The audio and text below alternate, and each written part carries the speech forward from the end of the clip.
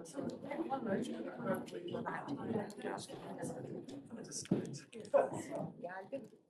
afternoon, everyone.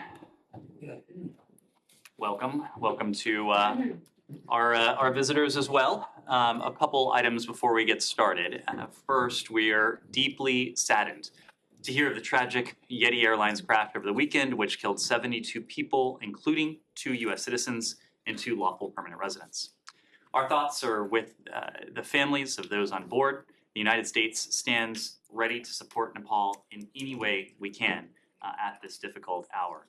Similarly, I believe many of you will have heard the Secretary offer his own condolences in response to the tragic helicopter crash that took place earlier today in Ukraine, as did President Biden. We were saddened, deeply saddened, to learn of the passing this morning of so many of those aboard, including some of our key partners, Minister of Internal Affairs, Denis Monostirsky, First Deputy Minister of Interior, Yevhen Yenin, Minister of Interior State Secretary, Yuri Lubkovich, and the parents and children who were also killed in that devastating crash. We have offered our full support, full assistance to Ukraine, and of course our thoughts are with them as well in this difficult hour. With that, happy to start where you would like. Yeah, Sure, Said. Start with the Palestinian issue. Sure. Can you comment on the embassy in Jerusalem? You know, it is alleged that it is being done on land that was confiscated from the Palestinians. There was a big outbreak yesterday.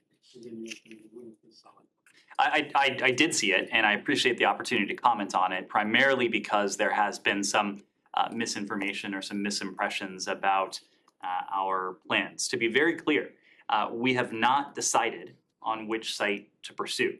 A number of factors, including the history of the various sites that are in contention, will be part of that very site selection process. We are committed, as you know, Saeed, to keeping the U.S. Embassy in Jerusalem. The United States recognizes Jerusalem as Israel's capital. Jerusalem itself, of course, is a final status issue to be resolved through direct negotiations between Israelis and Palestinians. And we're currently considering 2 options for our future embassy facility in Jerusalem. One is the Allenby site, and the second is the Arnona site. But again, no decision has been made on site selection. In accordance with Israeli law, we started the process to amend the town plan for both potential locations. The public comment period for the Allenby site remains open. We also expect to advance the plan for the Arnona site shortly, with a separate comments period to open soon. The reason there is a comments period is so that we can garner a fuller sense of public reaction, public response to sites that may be in contention. The public comment periods will allow the public to voice any objections to the proposed zoning changes before the district committee asks for any adjustments to those proposed zoning changes, construction, location, and a range of other factors, including, as I said before, the history of these very sites will be part of that ultimate site selection. So let me ask you, in retrospect, I mean, it's been since 2017 when the former administration recognized Jerusalem as capital. No one really has followed suit. None of your allies, the British, the German, nobody did. Was it a mistake, perhaps? Maybe you can nullify this and go back to Tel Aviv until the Jerusalem issue is resolved. I mean, there is an international status for Jerusalem that you have followed for a very long time, for decades, that you could redo the same thing. Saeed, Jerusalem is Israel's capital. The last administration recognized that. This administration recognizes that. But what has not changed is the fact of the status of Jerusalem as a final status issue. This issue, the final status of the Holy City, is to be determined between and by the parties themselves, Israelis and Palestinians. One more question on this issue. This year has been very bloody for the Palestinians, as has the last year. More than 14 or 15 Palestinians, and many of them teenagers and so on, have been. Are you concerned that maybe the Israeli occupation army is being too trigger happy, they shoot and then, find out what's going on. And would you call on them perhaps to pull back from this shoot first policy? Saeed, you made reference to the tragic loss of life that we've seen on the part of Palestinians and Israelis over the course of the latter part of last year and then this year. Today, of course, is the 18th of January. We're only 18 days into this month. And already, since the beginning of this year alone, 15 Palestinians have been killed. Several Israelis have been injured in the West Bank. We are deeply concerned by the situation in the West Bank.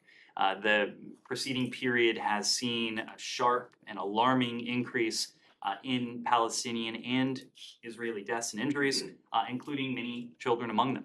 We continue to emphasize to both parties, Israelis and Palestinians, that we want to see a de-escalation of tensions.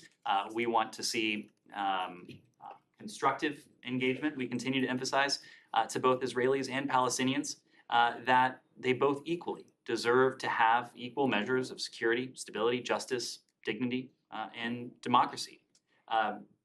It is alarming to see the pace of violence, the rate of deaths, of injuries. It is also incumbent on the parties to take steps themselves to see a diminution in the tensions that have spiked in recent weeks and months. Can I follow up on Sure. Jerusalem? As you know, National Security Advisor Jim Sullivan and Rick McCart are in Israel now. They expect also to meet with President Abbas. You know that, right? I'm aware. You look a bit surprised. I'm aware. Okay. So basically, John Kirby told me today that the purpose of the visit was to emphasize the U.S. position vis-a-vis the two-state solution, and also to encourage the parties, as you said, to not to undermine that prospect. So is the U.S.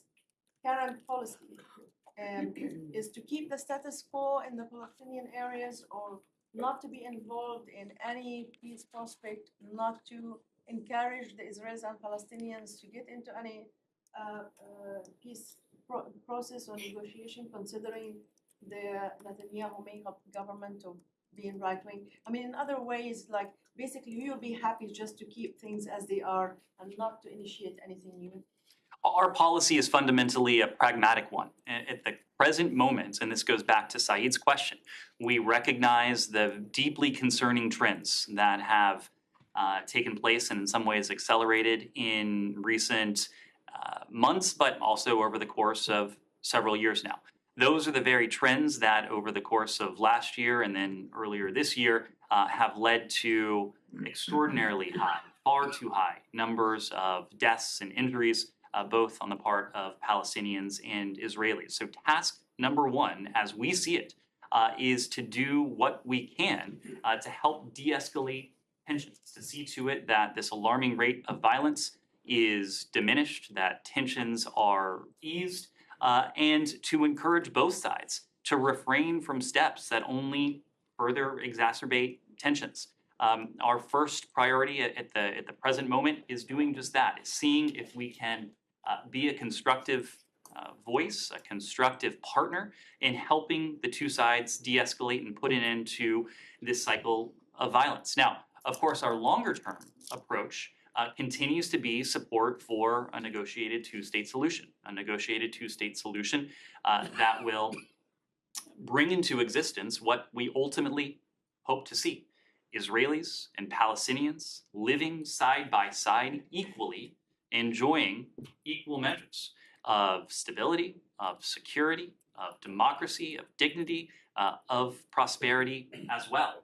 Now, of course, this is a moment in some ways of triage.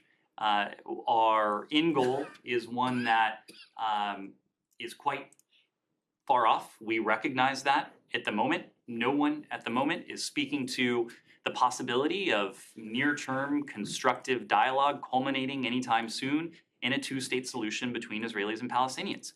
We acknowledge that. We appreciate that. That's why our approach is practical. It's pragmatic. It is focused on what Palestinians need at the moment and what Israelis need at the moment. In delivering that, what we are trying to do is to set the stage so that the parties can, over the longer term, make progress towards what remains our goal, what has remained the goal of Israelis and Palestinians over successive decades, and that is a two-state solution to this long-standing conflict. I want to ask you about Yemen, but unless somebody wants to ask about Israel. Anything else on Israel? Just one more on this Israel-related trip. Are you in a position to confirm the media reports that the U.S. has moved munitions stored in Israel to Ukraine or using in Ukraine? If so, can you speak to the significance of that, and also what other steps do you expect from Israel, given the fact that there's a negotiation going on?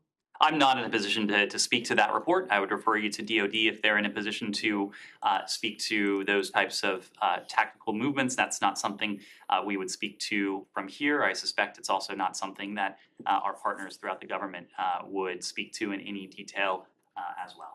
May I switch to a different topic? Possible? Sure. Housekeeping first. You started the briefing by welcoming our guests. When it comes to foreign leaders' trips to this building, the recent practice has been, on top of the trips from not the countries, like several countries, but allies and partners. The practice has been the secretary would put together a press conference along with the guest leader. The fact that there is no press conference, featuring today's dialogue, how do you want us to read that? Is it a reflection of the nature of the trip, or the nature of the relationship between Turkey and the U.S., or the nature of the state of press between Turkey? I certainly wouldn't read much into it. This is a discussion we have with our guests. It is also a factor of the secretary's schedule, of the schedule of the visiting dignitary. Of course, you're asking this one day after Secretary Blinken spent 45 minutes to an hour in front of all of you with Foreign Secretary Cleverly, and we were in a position. Hold on, let's say he started 45 minutes to an hour late. Thank you. I'm not sure. I wasn't. 45 minutes to an hour. I wasn't counting the time, but it was about 45 minutes if I recall. Rough estimate at least. So as you know, with some visiting dignitaries, we are in a position to have a joint press avail with some scheduling constraints, preferences on the part of our guests or other considerations preclude that. I mean, there's no other reason why Turkish foreign minister would be deprived of the State Department podium. You all heard from Foreign Minister Çavuşoğlu today. You all heard from Secretary Blinken today as well. These are questions that we coordinate with our visiting guests. May I move to South Caucasus if possible? Let me. Yeah, sure.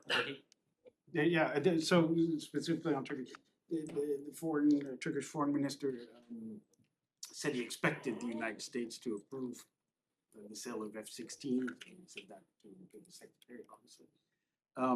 What will be the message of the secretary, given that the U.S. government officially supports this deal, but there's strong opposition in Congress?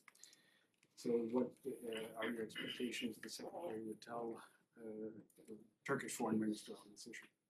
Well, I expect our Turkish allies will be hearing, because the meeting is ongoing now, a similar message to what they have heard. President Erdogan has heard directly from President Biden, and what all of you have heard, because President Biden said this publicly in June in Madrid. When it comes to the F-16s, President Biden said that as a general matter, he believes that we should sell Turkey the F-16 jets and modernize their existing fleet as well. As you know, there is a process for these types of sales, these types of transfers. This is a process that involves Congress, of course, and we would decline to comment on the particulars of that process until and unless there is any formal notification to Congress. We are not in a position to do that yet. Our position has not changed. It is also fair to say, and I don't think I'm betraying any secrets because our partners on the Hill have been quite vocal about this as well, is that there are strong opinions on the Hill. So we will continue to engage with our Turkish partners. We will, as appropriate, engage with our partners on the Hill. We want to see to it that Turkey, as a NATO ally, has what it needs to continue to be a valued member of that alliance and to address the very real security concerns that Turkey itself faces. Yes? Turkey, please. Senator Menendez said that he's going to block the transfer of F-16 to Turkey. And he said, till Ankara, as he said, improves its human rights record and ceases threatening US regional allies like Greece and Cyprus. He said that Erdogan is undermining international law and Turkey is not a good ally. I don't know if you agree with the senator, but I wanted to hear your comment, please. Well, Congress has a key role to play when it comes to these decisions. This is a process that we respect. It has been a priority of this secretary to engage with Congress, not only, as he likes to say, on landing, but also at the takeoff. That is to say, at every step of the process, to have iterative engagement with our congressional overseers, but also the authorizers and approvers, including those who sit on the Senate Foreign Relations Committee and the House Foreign Affairs Committee. We have a very constructive relationship with Turkey. We are grateful for the role that Turkey has played in helping to address many of the most pressing challenges of our time. And that includes, of course, Russia's brutal aggression against Ukraine. It is probably not an exaggeration to say that without Turkey's constructive role, we would not have the Black Sea Grain Initiative, certainly not the grain initiative that is functioning at the scope and scale that is now. We've consistently said that we are grateful for Turkey's role in that. We're also appreciative of the fact that President Erdogan and his government has used their somewhat unique position to seek to address Russia's war against Ukraine. Now, it is not for any lack of trying on Ankara's part that those efforts have not diminished or put an end to this war. That is a function of President Putin, his determination to continue this brutal war despite the costs that it's inflicting on his own people. Now, as allies, where and when we have disagreements, we can be candid about those disagreements, and we'll speak clearly when it comes to shared values and shared interests. We've said this many times before. We remain deeply concerned by the continued judicial harassment of civil society, media, political and business leaders in Turkey, including through prolonged pretrial detention, overly broad claims of support for terrorism, and criminal insult cases. The people of Turkey, like people everywhere, deserve to exercise their human rights and fundamental freedoms without fear of retribution. The right to exercise freedom of expression, peaceful assembly and association is enshrined in Turkey's constitution and in its international law obligations and in its OSCE commitments. We urge Turkey to respect and ensure freedom of expression, these very fair free trial guarantees, fair trial guarantees, judicial independence, and other human rights and fundamental freedoms. And we urge the government to cease prosecutions, these prosecutions, and to respect the rights and freedoms of all Turkish citizens. Our Turkish allies know where we stand on this. The message we convey in private is precisely the message we've consistently conveyed in public. Another question, please. You said that you are happy, of course, with the role that Turkey is played with Ukraine. But how are you happy with the role that Turkey is playing in northern Syria? I mean, Mr. Kalin said 2 days ago that they are going to invade. And this is an area where we've also been in a position to have candid conversations with our ally, precisely because we are allies. And when you're friends, let alone when you're allies, you have the ability to sit down together and to be frank with one another. And we've done that. But we've also recognized that Turkey faces legitimate threats to its own security. Turkey has endured more terrorist attacks on its soil than any other NATO ally. This goes back to the point I was making before about our desire to see Turkey continue to be an important, constructive NATO ally with the means by which to participate meaningfully in that alliance, as Turkey has. When it comes to Syria, we've been clear publicly, also privately, that we don't want to see any unilateral actions that have the potential to set back the tremendous progress that the international community has achieved in the effort to counter ISIS, counter Daesh, over the past several years. The so-called territorial caliphate of ISIS has been virtually destroyed. It has been virtually destroyed because of the stalwart coordination and cooperation on the part of dozens of countries who are part of the global coalition to counter ISIS or Daesh. We're concerned that any unilateral moves have the potential to set that back and have the potential to set back the prospects for a political resolution to the long-standing 12 years now conflict in Syria in line with UN Security Council Resolution 2254. No, sorry, when you, at the very beginning of you said you are grateful for the, I think this is a quote, grateful for the role Turkey has played in helping to address many of the most pressing challenges of our time. You named one, which was the Black Sea Initiative. But then after that, you listed a whole bunch of problems that you have with Turkey, including the human rights situation, Syria just now. You didn't mention, but it's clear that there are differences over NATO extension. So can you name, I mean, you only named one, so when you say many of the most pressing challenges of our time, I'd like to give you the opportunity to identify another, Sure. other than the Black Sea. So embedded in what I said were two high-profile priorities of ours. Number one is Russia's aggression against Ukraine. And I believe I mentioned this, but Turkey has played a very helpful, meaningfully helpful role in seeking to put an end to this conflict, or at the very least diminish the violence. They have Okay, but whatever they've done, as laudable as it might be, and again, doesn't seem to have worked. that is because not for lack of trying on the part of Ankara. That is okay. So you're giving them credit for trying to push the Russians to stop, of course, their aggression against Ukraine, and you've got so that's two. And dealing with the implications of Russia's aggression against Ukraine, food insecurity being one of them. That's embedded in the Black Sea Grain Initiative. So there's two, and you said many of the most pressing challenges of our time. So give me another example. Another example, Matt, is terrorism. And the joint efforts that Turkey has taken, including the steps that we announced together just a couple weeks ago now to go after a network of ISIS facilitators. Like 4 people. Yes, Matt, but Turkey has been a valued member of this coalition. Its efforts have been. Okay, I'm not saying that they're not doing any of this. I'd just like to have another example. When you say many, is many mean 2?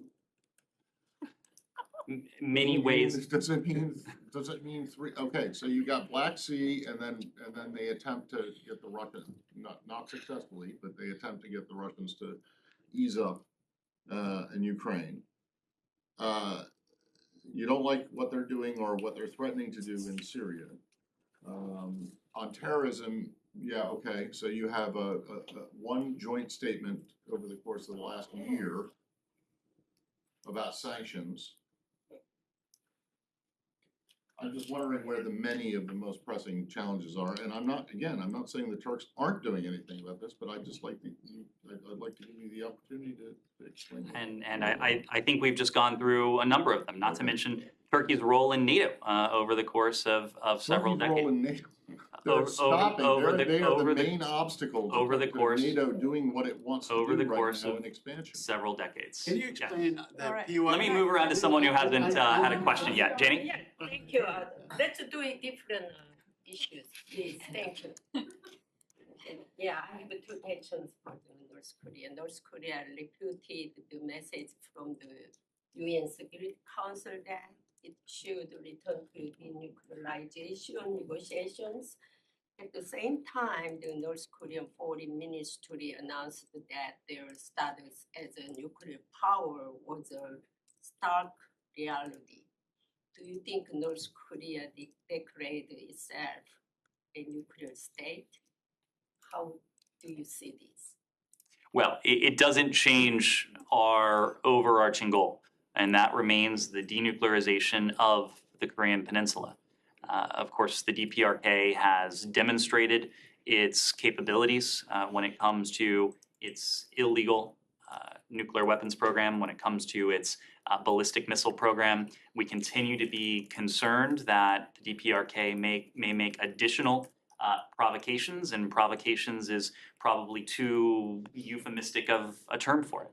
Each and every one of the DPRK's ballistic missile launches, certainly each and every one of the DPRK's 6 tests of its nuclear weapons pose a profound, in some cases grave threat to international peace and security, certainly to the security and to the peace of the Indo-Pacific region. So despite the comments that we've heard from the DPRK, despite the provocations that we've seen from the DPRK and that we may yet see, our approach will remain steadfast. It's an approach that we honed early on in this administration, but just as importantly, if not more importantly, it's an approach that we've adopted jointly with our treaty allies, in this case, Japan and the ROK.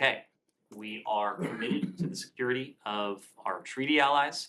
We will take steps as appropriate in response to any additional provocations by the DPRK, and we'll continue to work with partners and allies around the world to see to it that the DPRK is held accountable for its unlawful programs, its ballistic missile program, its nuclear weapons program, and to do everything we can to see to it that especially members of the UN Security Council uphold the commitments that they've made, the binding commitments that they've made in successive UN Security Council resolutions to impose costs and consequences on the DPRK for these illegal acts. The next one, this is a very serious issues. Maybe you can hear that.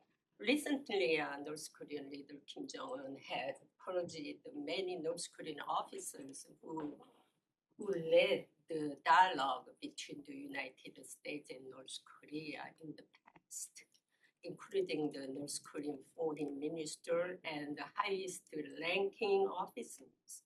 How do you see the future prospect for dialogue between the United States and North Korea? I've seen those reports. I'm not in a position to confirm them.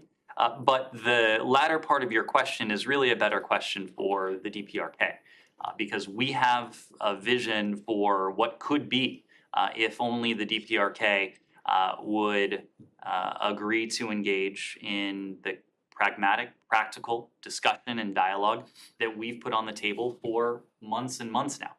We have made no secret of the fact that we wish to engage with the DPRK on the basis of the ultimate denuclearization of the Korean Peninsula to discuss how we might, again, with practical, pragmatic steps, advance that vision that we've put forward that would be in the interests of the United States, of our partners and allies, of the broader region, and we think in the interest of the DPRK itself. Of course, the DPRK has to date shunned those offers. It has responded to our repeated statements that we harbor no hostile intent towards the DPRK, to our repeated offers to engage in dialogue with only more provocations and more threats. That is a dynamic that we are using various tools at our disposal to seek to change. It's a dynamic that we would like to see changed. The last one, China, and China said there are limits to persuading North Korea.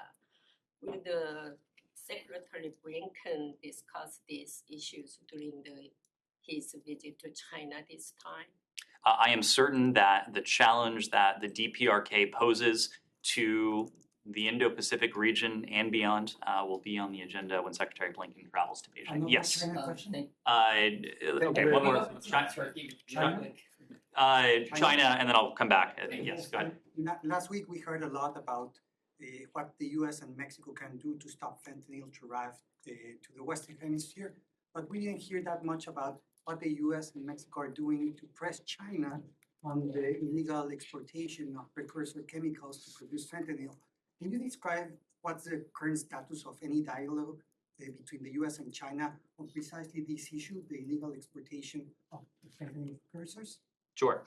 Let me start by saying that this is a priority of Secretary Blinken. He consistently brings up to his senior team the threat that fentanyl poses to the international community, but in very real terms poses to the American people. It is the leading killer of Americans between the ages of 18 to 49. It presents a clear and present danger to our people, but to your question, to people around the world. This is the very definition of a transnational challenge because it is a drug whose precursors originate in various places around the world.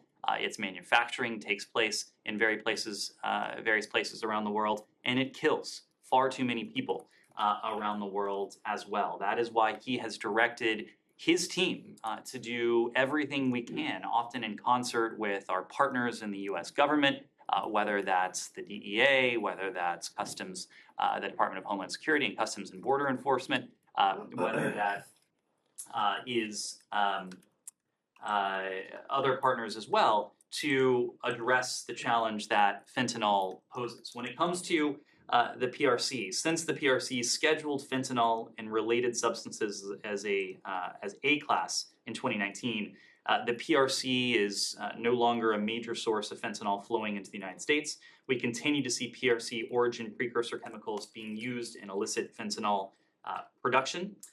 Though its past action has helped to counter illicit synthetic drugs, we continue to urge the PRC to take additional, meaningful, concrete action to curb the diversion of precursor chemicals and equipment used by criminals to manufacture fentanyl and other synthetic drugs. We are committed to working with the PRC. We often talk about the areas in which the United States and the PRC can work together constructively to deepen that collaboration to the betterment of our two peoples, but also to the betterment of people around the world. This is very much one of those areas. It is a challenge for the Chinese people, it is a challenge for the American people, and we hope that we can continue to collaborate effectively and constructively with the PRC to take on this challenge. Yes, Ian? Over the last week, there's been a little bit more data sharing from China on COVID after back and forth with the WHO.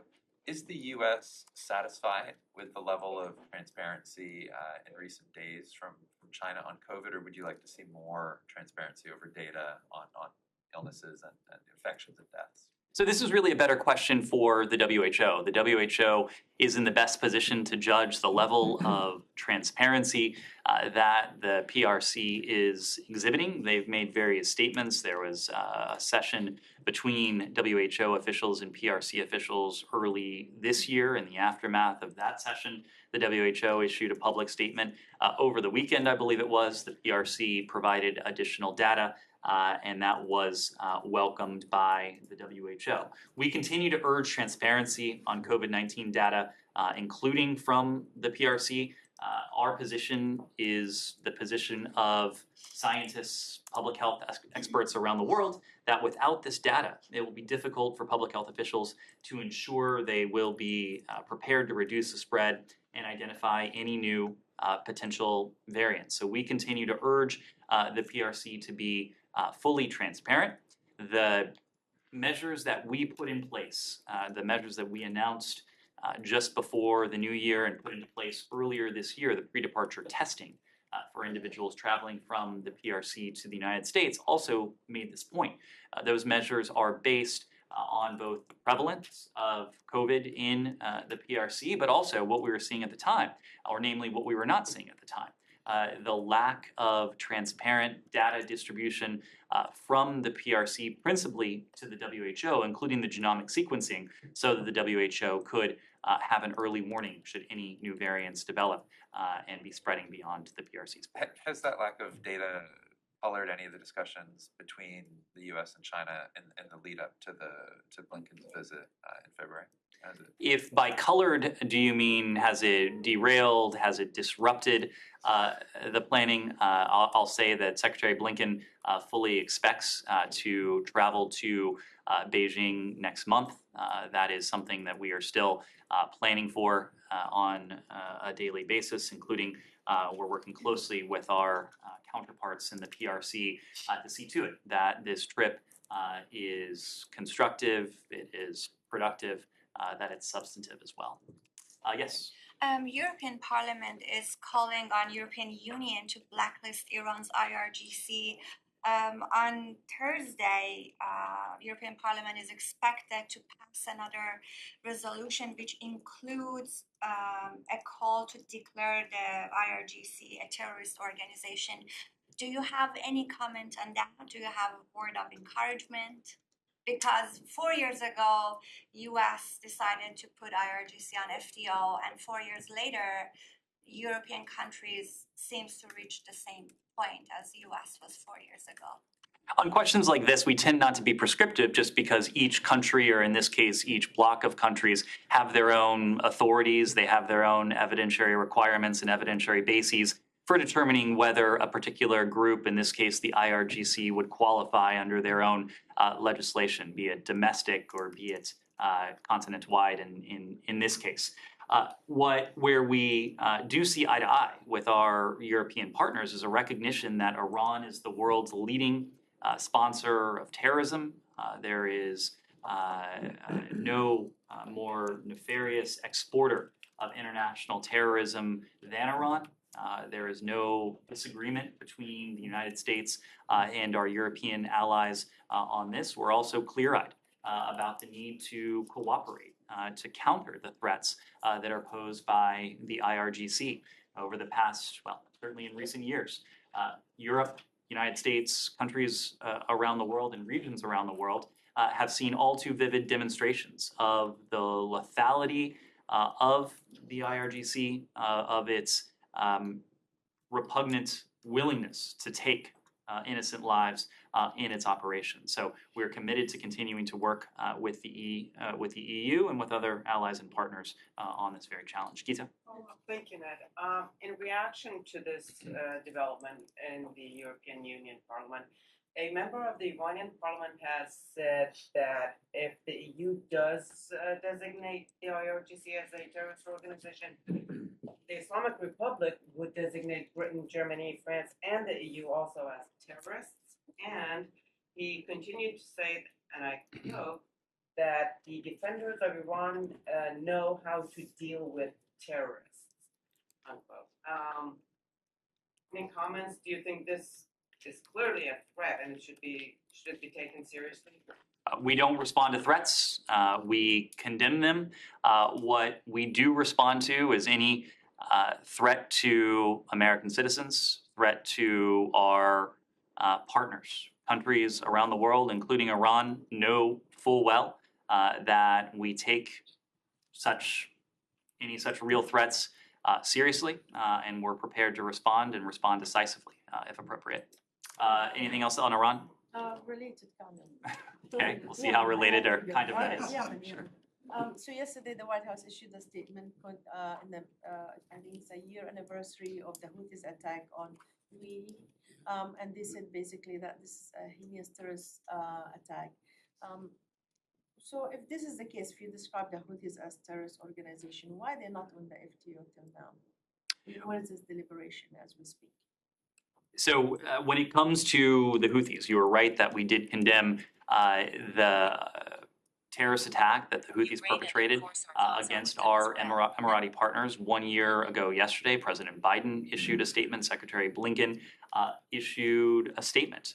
In both of those statements, we reiterated our commitment to working with our Emirati partners to help them defend against such cross-border attacks. We do that in a variety of ways. We're committed to continuing to do that going forward, just as we're committed to our much broader partnership with the UAE. It's a partnership that has realized, but also has far more potential to bring about a region that is more stable, is more integrated, and more prosperous as well. And we're committed to working with President MBZ and Foreign Minister ABZ in an effort to promote that vision. When it comes to the Houthis, we are under no illusions about the Houthis, the challenge they pose, and the threat that they have the potential to pose as well.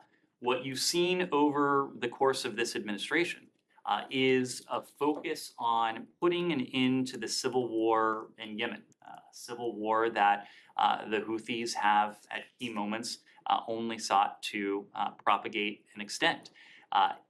Over the past year or so, we have achieved a great deal of success. Levels of violence are greatly diminished. There was a cessation of hostilities that was formally in place. Even as that cessation of hostilities has at least formally expired, the level of violence have remained quite low. That is good for the people of Yemen. It is also good for our partners in the region, as they have endured fewer of these repugnant cross-border attacks that have targeted the UAE, have targeted Saudi Arabia, and others as well. There are ways that we have to hold the Houthis to account. We have taken action against specific Houthi leaders.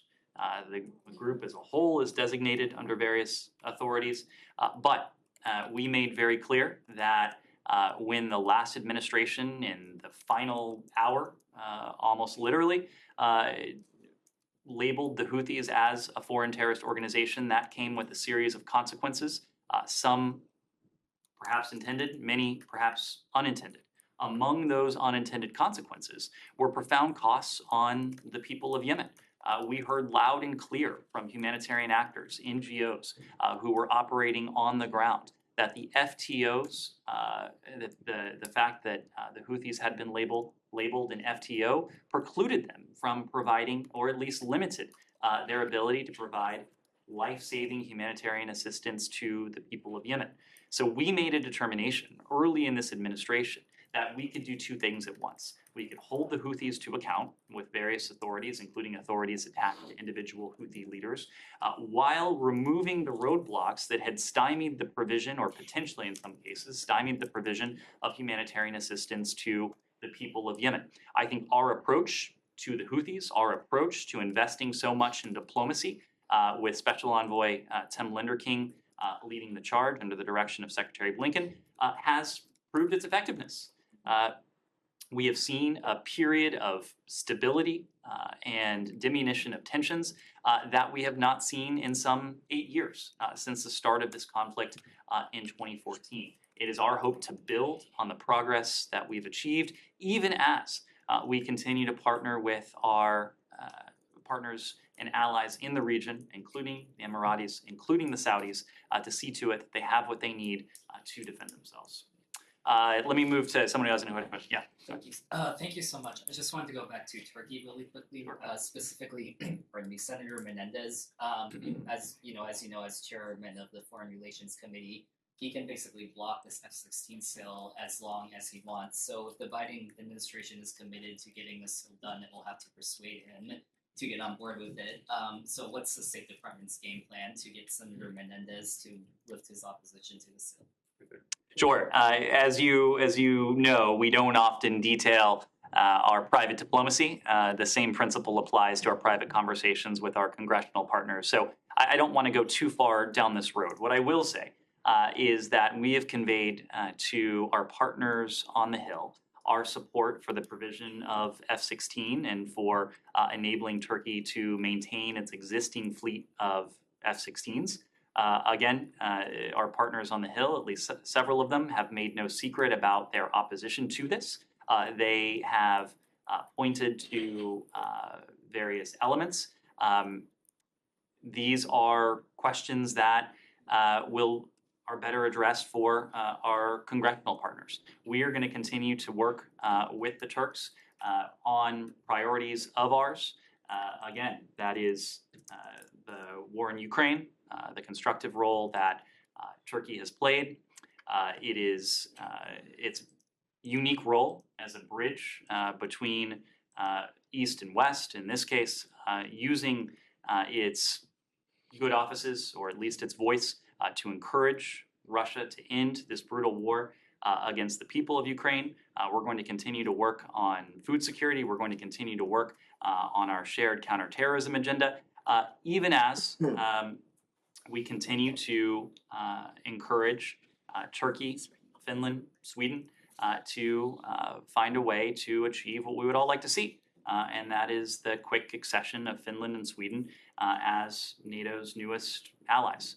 There is strong support within the alliance, but to the point of your question, there is strong support within the US Congress for Finland and Sweden to become NATO's newest members. When the treaty was put before the Senate last year, it was approved in near record time on an overwhelming and bipartisan basis. Congress has made no secret of its support. Of course, we share the enthusiasm that we've heard from our Hill partners when it comes to Finland and Sweden's NATO membership. And we're going to continue to encourage Finland, Sweden, Turkey to engage in constructive dialogue to see this through just as quickly as can be managed. Are you Can going you to clarify? Let me- give them, Kylie- are you going to Kylie- give them the F-16? Kylie, go ahead. For a minute. Clarification on Highlight. Turkey. There's a few articles out right now about targeting in Crimea and the Crimean Peninsula.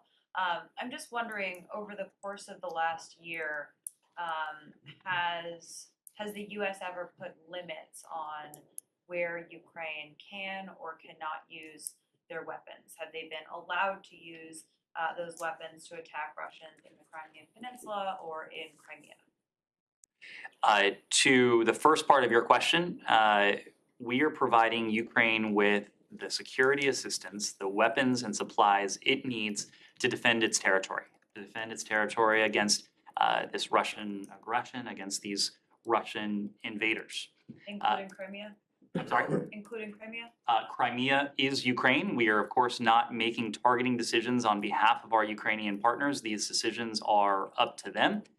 But as you know, the United States and countries around the world have never recognized Russia's purported annexation of parts of eastern Ukraine or its purported annexation of Crimea. Crimea is Ukraine. That is not going to change. We have provided our Ukrainian partners with precisely what they need to take on the threat where it is raging most violently. Right now, that is in the east, it's in the Donbass. This has been the case for some time, but as you track the provision of U.S. security assistance from well before February 24th, as we saw the potential storm clouds approaching, to the start of Russia's war on February 24th, you see the evolution going from the Battle of Kyiv, where Stingers and Javelins were in need and requested by our Ukrainian partners, to what we've provided in recent weeks and months. HIMARS, Bradley fighting vehicles, long-range artillery, the longer-range systems that Ukraine needs to take on Russian positions on sovereign Ukrainian soil. Now, what we have not done, we've neither encouraged nor enabled our Ukrainian partners to strike beyond their borders. Everything we are providing to Ukraine is for a singular purpose, and that's for its self-defense. And just one quick question. You said,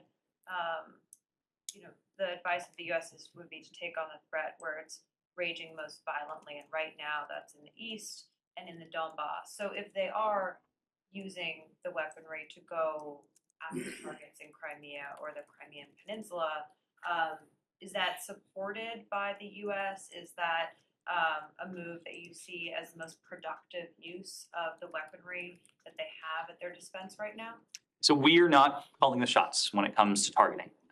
We are, and when I say we, in this case, it's our Department of Defense counterparts. They are in constant conversation with our Ukrainian partners about the dynamics, about the systems that would be appropriate for the threat that Ukraine is facing at each moment during the course of this invasion. But ultimately, it is up to our Ukrainian partners to determine how best, where to use these weapons and supplies to defend their sovereign territory. And if that, and if they believe they're best used targeting the Crimean Peninsula, then you support that. Again, we are not calling the shots. These are questions just as the ultimate question of negotiations, what that looks like, what the Ukrainians are vying for in the course of any future negotiations. These are questions for our Ukrainian partners. Can you clarify yes, something let me on move Turkey? to people who have not had a question. Thanks, Ned. Yesterday, 2 days ago, Peskov, Kremlin spokesperson, didn't rule out a meeting between CIA Director Burns, and any of Russian officials. Do we expect something in the near future? Such a meeting? Even if we had something to say there, that is not a question I would wade into. Now, of course, the Russians consistently like to allude to potential engagement with the United States, just as they do with other close allies of ours. Our longstanding position since the start of Russia's aggression is that it can't be business as usual. If there are discrete elements that we need to convey to our Russian partners, elements that are profoundly in our national security interests, we have channels to be able to do so. Secretary Blinken has picked up the phone to Foreign Minister Lavrov when it came to Brittany Griner and Paul Whelan, the detained Hamsits at the time. We've conveyed in no uncertain terms the consequences of annexation. Secretary Blinken did that as well. We've also conveyed in no uncertain terms the costs and consequences that would come with the use of a chemical weapon or a nuclear weapon. Next Monday, there's a meeting on Lebanon between the Saudis, the Qataris, and the French and the US. Would Assistant Secretary Leaf attend this meeting? And also, what's your position on the presidential election on Lebanon? I mean, do you support an agreement ahead of the election, or do you want a president to be elected ahead of an agreement? To the second part of your question, this is a question for the Lebanese parliament. It's a question for the Lebanese parliament to determine the next president in accordance with the demands of the Lebanese people who continue to face a number of crises. We call on Lebanon's leaders to quickly select a president and to subsequently form a government. The Lebanese people deserve political leadership willing to put the interests of the country first, and a government able to implement long overdue reforms critical to unlocking crucial international support. What's the date on that, guys? We've been saying this for about 10 years now? Not quite that long, but as to any engagements next week, if we have details to share in advance, we'll do Just that. one more question, please, on Saudi Arabia. Yesterday, in an interview with Bloomberg, Saudi finance minister hinted that the Saudis are open to discussions about trade in currencies other than the US dollar. Do you have any comment on that? I do not. Can you clarify something on Turkey? You said that Turkey faces real threat of terrorism, and you understand that. But you don't see eye to eye with them because they consider the YPG to be a terrorist organization and the flip side of the PKK. You don't see eye to eye on that, do you? Said, we've been clear that with our allies, we may not always see eye to eye. We have disagreements with our Turkish allies. That doesn't diminish the alliance between our two countries. That doesn't diminish the fact that we share interests. And as partners, as an alliance, there are fundamental values that we want to see protected as well. But you're on opposite sides. I mean, you support the YPG, and they are your ally, and so on. And Turkey is going to attack them maybe any time. So, what will your position be if this happens? Our position will be precisely what I spent probably 5 minutes describing earlier in this briefing. My question on top topic, but before we get there, just to clarify, you answered the question of Crimea, and said you never encourage Israel to take the shot. The reverse side, you will also not discourage them from retaking Crimea, right? You will not do or act in any way that would discourage Ukraine from doing what's on it. These ultimately are questions for our Ukrainian partners. Yes. I need to move on. People have not had a question yet. I need to move on. Yes, go ahead. Go Are ahead. you still in disagreement with Turkey over normalization with Syria? I'm sure this topic was on the table today up on the 7th floor. Are you still opposing Turkey normalizing with Syria? I will allow our Turkish allies to note their approach to the Assad regime in Syria. Our approach to the Assad regime has not changed. We believe that now is not the time for normalization. Now is not the time for countries to seek improvements in relations with the Syrian regime. One need only look at the track record of the regime over the past 12 years, the violence, brutality that the Assad regime has inflicted on its own people. We continue to believe in the utility of pursuing the goals and metrics enshrined in UN Security Council Resolution 2254. And Foreign Minister Oglo was told that today. The meeting is still going on, so I'm just not in a position to speak to it. Abby? Hi, Ned. Are you aware of the death of an American in Rosarito Beach, Mexico? Yes. Let me just pull this up. I can confirm the death of a U.S. citizen in Baja California in Mexico. We stand ready to provide all appropriate consular assistance out of respect for the privacy of the family. I just wouldn't be in a position to comment any further. Is there any investigation into his death, or is there any reason for suspicion of foul play? When a U.S. citizen dies in a foreign country, local authorities are responsible for determining the cause of death, issuing a death certificate, among other steps. We'll support any Mexican investigation. We'll continue to monitor it closely, but would refer you to Mexican authorities for details of their investigation. Yes. I have a question for like the US-Japan. Following up a US-Japan summit meeting, seems like it is necessary to continue discuss specific measures such as controlling like export, like a semiconductor. What is current outlook on the meeting and how soon we can expect US-Japan economic version of 2+2? In your future. Sorry, I missed the first part of your question. Was this in relation to the Prime Minister's visit, or this was in relation to the Dutch Prime Minister's visit? The US-Japan economic version 2+2 meeting. I don't have any additional 2+2 meeting to announce. Of course, we had a meeting, I guess it was last week now, of the bilateral consultative committee with Japan, brought together our Secretary of State, Secretary of Defense, with their Japanese counterparts, but I just don't have any additional meetings to announce at this stage. Yes. Thank you, Ned. Pakistan has less than $5 billion left in its foreign reserves. Is the U.S. paying any attention to, or is planning to give maybe like some sort of debt relief to the country? So this is a challenge that we are attuned to. I know that Pakistan has been working with the IMF, with international financial institutions. We want to see Pakistan in a economically sustainable position.